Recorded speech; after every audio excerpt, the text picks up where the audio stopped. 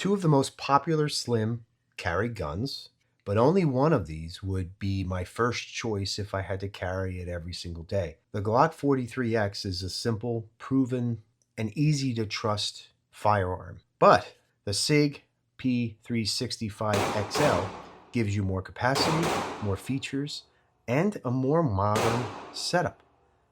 So here's the real question. Do you carry the pistol that feels safer but is more simple, or the pistol that gives you more capability right out of the box? Today, we are gonna find out. Welcome back to Glockaholic 76. Don't forget to subscribe, and if you like the video at the end, hit that like button. It helps us get seen by more people just like you. Today, we're breaking down the Glock 43X versus the Sig P365 and whether one of these actually deserves the top spot in your everyday carry setup. No mags, no ammo anywhere. Many people look at this comparison. I think they make it too simple.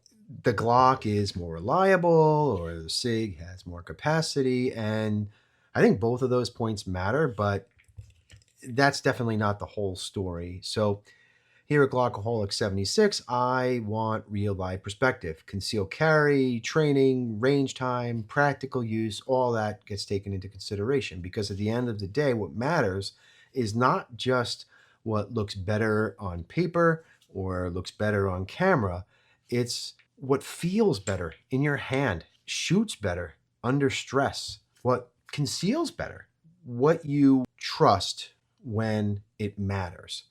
So right away, one of these wins on paper, but paper doesn't ride in your holster. I picked up the Glock 43X because I wanted a slim Glock that feels not too tiny, not too snappy, not something that felt like I was compromising just because I wanted to conceal carry it. We've all been there. And at first glance, the 43X made sense. It gave me that Glock feel in a much thinner package. The simple controls, simple operation, easy to understand, easy to train with. It then the Glock gets put down and put aside because I had picked up the P365 XL. I said, wow, it almost feels a little smaller in my hand. The grip is definitely a little bit smaller. But when this came along, it did change what people expected from a concealed carry gun. Higher capacity, the optic ready options, we'll say, and the better factory sights right out of the box, a more modern feature set, your FCUs that you can swap out, customize, and just a more modern approach toward a firearm. It's a better pointing pistol when it comes to target acquisition, some would say. But after shooting both of these and carrying both of them, quite often I compare them side by side. The answer is not as obvious as the spec sheets make it look. For years, Glock dominated the practical carry conversation. They made simple pistols like your 26, your 27, your 19, all that stuff. And, the mags can just kind of, use the big mags on the little pistols, and it made things very comfortable. The ecosystem was very, very friendly, one pistol working with the other in the same caliber. But then Sig came along and they changed the micro compact market. They were able to fit 10, 12, some of their X macros, 18 rounds in a pistol that was smaller than a Glock 19. And once shooters got used to the kind of the little smaller, thinner feel, not that blocky grip, a little less surface area for that support hand, it did get a longer grip on the XL than, let's say, the original P365, but the shooters liked the additional sight radius, but it was still very easy to carry. The Glock 43X is, on face value, very, very close in dimensions. I don't think people may realize, but the length is very similar. And then your indent on your beaver tail is going to be a little bit more. So you can get kind of a little bit higher purchase on the Sig P365 XL. The Glock, it didn't try to win the feature war because it knew what it was up against. It wanted to give customers a Glock shooter, slim carry pistol. You can see the O sight does sit a little further on the Glock slide than the, the CV Life I think Black Hawk enclosed that's on this pistol. We did a separate review on this optic. So far, it's done its job.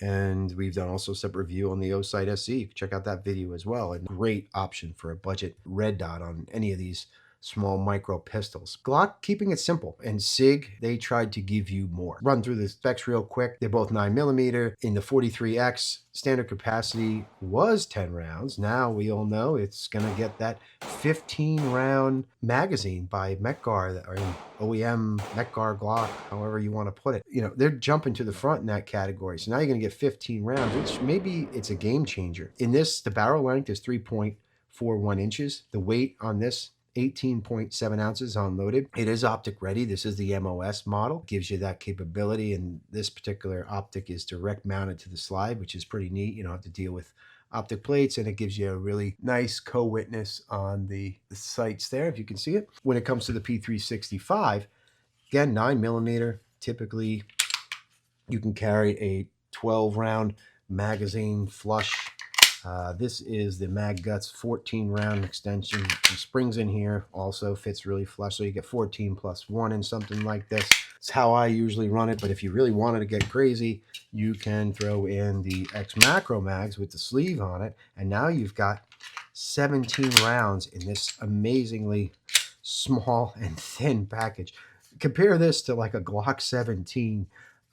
It's just crazy how far firearm technology and the designs and engineering has come to be able to fit 17 rounds into a tiny pistol like this. It's a shooter. It's not for show. This is going to do the job, give you plenty of capacity to do it. Weight on this unloaded is a little bit heavier. This is going to be 20 ounce, a little over 20 ounces. Like we mentioned before, this is optic ready. This particular one was the first gen XL versions, which when you put on the optic, you didn't get that, you lose that rear sight.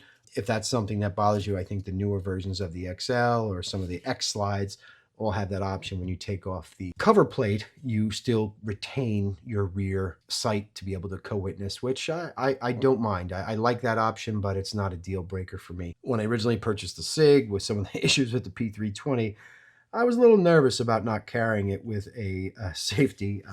I don't necessarily always use it, but if I'm not feeling comfortable that day, if I'm going bike riding or something where there's a lot of bouncing around, I'll be honest, I might put that safety on. I do have the flat face trigger FSU in here, which I prefer over the curved one. This is the gray grip, which you can exchange these out yourself and do that whatever you want. It doesn't require a gunsmith. Pop out the FSU and you are ready to go. The grip.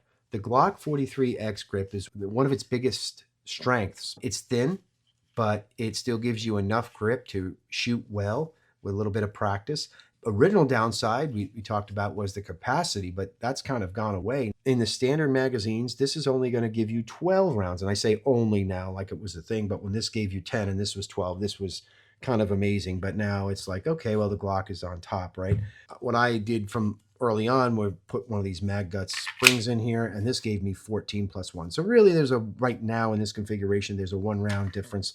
But if I wanted to, like I said, I could put the 17, and these aren't too hard to carry. It doesn't, because this is so much thinner to begin with, I think this is definitely something that you can carry comfortably with a high capacity, dare I say high capacity, 17 round magazine. Triggers on both of these guns. I think the Glock trigger is exactly what you expect. The Sig trigger feels cleaner to a lot of shooters, including myself. I mean, it has a little bit of take up and that snap, and it just has a different break, a different tactile reset feel, and it's just maybe a little bit smoother.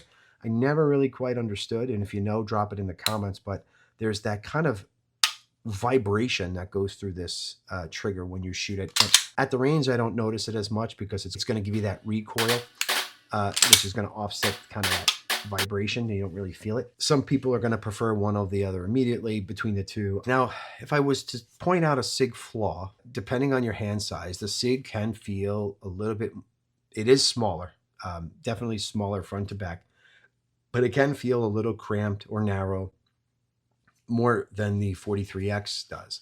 If you want to get that support hand in there, although it is a very manageable pistol and you can control it with your primary hand, but Getting that support handling on it for me would either require me to adjust my grip over my fingers. That does let me close a lot of that space, which mitigates any recoil, which I don't have a problem with recoil really on either of these pistols. They recoil for 9mm. They're not unbearable or uncontrollable in any way. Nothing new here. Glock's controls are simple, no extra thinking.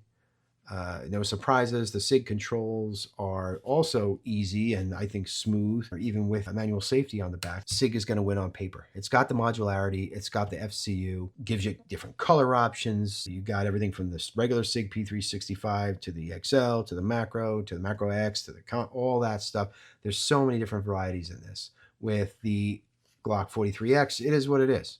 You could throw a different optic on it, but for the most part, I mean, if you want to swap out a trigger, it's a Glock. The Glock wins on simplicity if that's what you are looking for. Fewer decisions, fewer things to think about. And for some people, that's exactly what they want in a carry gun. Build quality, they both feel well made. The Glock feels like a work truck. And once it's covered in mud and a few scuffs on it, the Glock just is, it feels at home.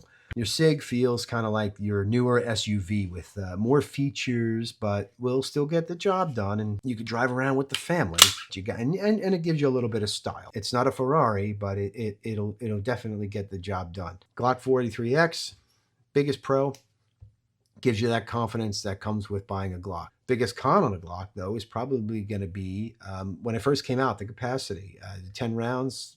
It was light compared to other brands, but Glock has since fixed that problem, so it's not really a con anymore. The P365, the biggest pro, I would say, is the versatility. The removable FCU gives you more options to customize and make your pistol your own. It was built for concealed carry from the start, unlike the Glock, was miniaturized based upon their other designs to fit that slimmer profile. My final verdict, would I trust the Glock 43X? Yes. Once you test it with your carry ammo and it runs clean and you practice with it, you're good to go. Would I trust the Sig P365? Same answer, yes. Test it first, practice, make sure your ammo works, make sure you're comfortable carrying it. If I had to choose one of these, if I wanted simple, if I wanted familiarity, the Glock reliability, obviously I would choose the 43X. If I wanted more modern functions and versatile package, if I wanted a manual safety, I would choose the P365. For most people today,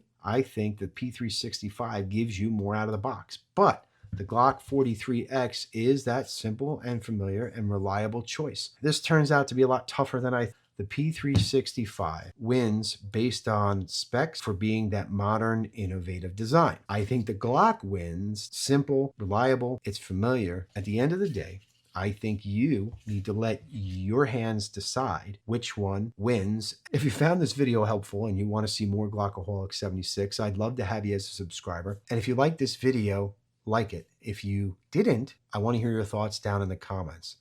Glock 43X or the Sig P365 XL. Which one would you choose and why? And as always, I appreciate you watching my videos. Train smart, shoot often, stay ready. Glockaholic 76. Talk to you soon.